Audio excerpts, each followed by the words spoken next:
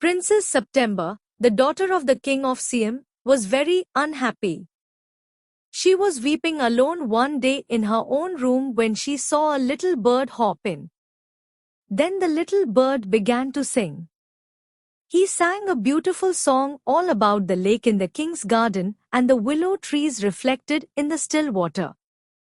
When he had finished, the princess was not crying any more. "That was a very nice song," she said. "Would you want me to live with you?" said the little bird. Princess September clapped her hands with delight. Then the little bird hopped on to the end of the bed and sang her to sleep. When she awoke the next day, the little bird was still sitting there, and as she opened her eyes he said good morning. She stretched out the first finger of her right hand so that it served as a perch. The little bird flew down and sat on it. Then she went through the palace and called on each of the princesses in turn. And for each of the princesses the little bird sang a different song. The other princesses were jealous and visited September together. "Well, my dear," they said, "your little bird flies in and out just as he likes." They looked round the room. "Where is your bird now?" they said. "He's gone off to visit his home," said September. "And what makes you think he'll come back?" asked the princesses. "He always does come back," said September. "Well, my dear," said the princesses, "if you take our advice, pop him into the cage and keep him there." "But I like to have him fly around the room," said the princess. "Safety first," said her sisters ominously. They got up and walked out of the room, shaking their heads, and they left September very uneasy. It seemed to her that the little bird was away a long time and she could not think what he was doing.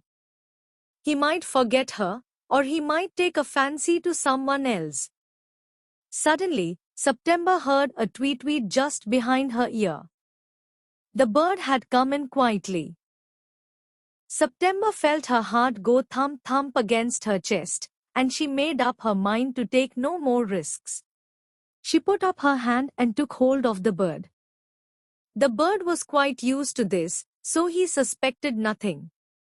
He was surprised when she carried him to the cage, put him in, and shut the door on him. He hopped up on the ivory perch and said, "What is wrong?" September said, "Some of Mama's cats are prowling about tonight, and I think you are much safer out here." "Well, just for this once I don't mind," said the little bird, "so long as you let me out in the morning." He ate a very good supper and began to sing. But in the middle of his song he stopped. "I don't know what the matter with me is," he said, "but I don't feel like singing tonight." "Very well," said September, "go to sleep instead." So he put his head under his wing and in a minute was fast asleep. September went to sleep too.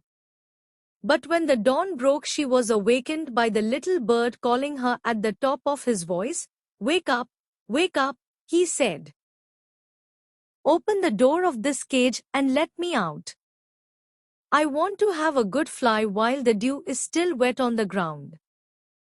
"You're much better off where you are," said September. "You have a beautiful golden cage." Let me out," said the little bird. "You'll have 3 meals a day. You'll have nothing to worry you from morning till night, and you can sing to your heart's content." The little bird tried to slip through the bars of the cage, but he couldn't. He beat against the door, but of course he couldn't open it. He began to cry again, let me out, let me out. "I've only put you in the cage because I'm so fond of you," said Princess September. But the little bird stood in the corner of his cage, looking out at the blue sky, and never sang a note. "Why don't you sing and forget your troubles?" said September. "How can I sing?" answered the bird. "I want to see the trees and the lake and the green rice growing in the fields." If that's all you want, I'll take you for a walk, said September. She picked up the cage and walked down to the lake round which grew the willow trees.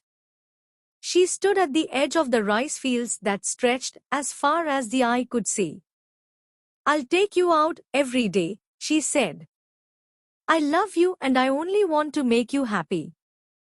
It's not the same thing, said the little bird. The rice fields and the lake and the willow trees look quite different when you see them through the bars of a cage. So she brought him home again and gave him supper. But he wouldn't eat a thing. The princess was anxious.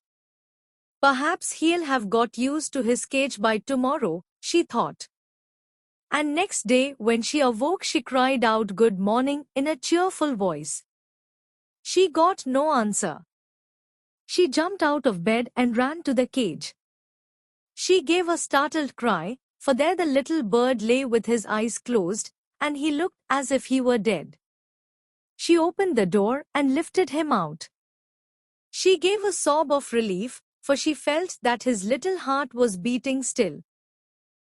wake up, little bird, she said. She began to cry and her tears fell on the little bird. I cannot sing unless I'm free, and if I cannot sing, I die, he said. Then take your freedom, the princess said. I shut you in a golden cage because I loved you and wanted to have you all to myself. But I never knew it would kill you. Go, fly away among the trees that are round the lake and fly over the green rice fields.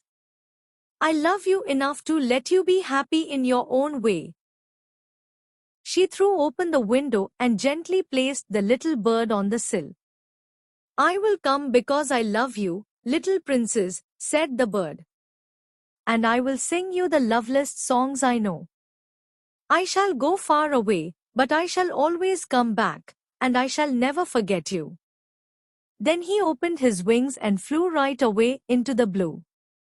September kept her window open, day and night, so that the little bird might come into her room whenever he wished.